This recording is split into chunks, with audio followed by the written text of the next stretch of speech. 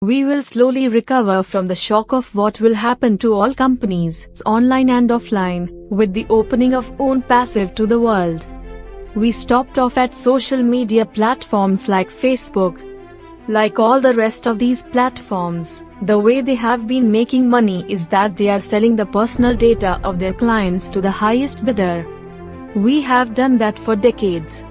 ONPASSIVE will not be taking any data and selling it to the highest bidder. It starts out with the CEO of ONPASSIVE, Ash Mufareh.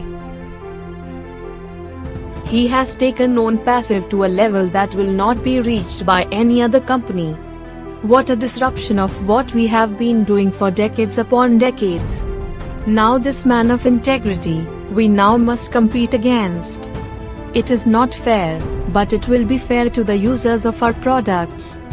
For decades we have formed a monopoly on all the products that our users have been using. Now there's competition. The competition lies in our competing against other companies using and selling the products that ONPASSIVE is marketing, only their products are better. The difference is that our business models have been surpassed by ONPASSIVE's business model. ONPASSIVE is a privately held company. Ash Mufareh is sharing his wealth with the founders in ONPASSIVE. That's extraordinary. We are stuck. We are going to see many other social media platforms disappear, because why would someone want to be a part of something that would have their personal data sold and their privacy exposed to strangers? ONPASSIVE has its own data center. It has a social platform that is at no cost to its users. It is called ONET. ONET is going to overpower those other social media platforms, creating a company unselfishly the way Ash Mufareh has structured ONPASSIVE to be brilliant.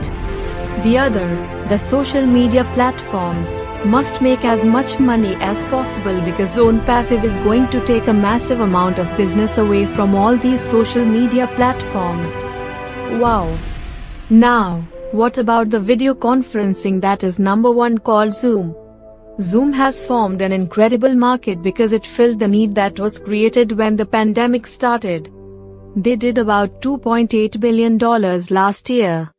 The global video conferencing market size was estimated at $6.28 billion in 2021 and is expected to reach $7.71 billion in 2022.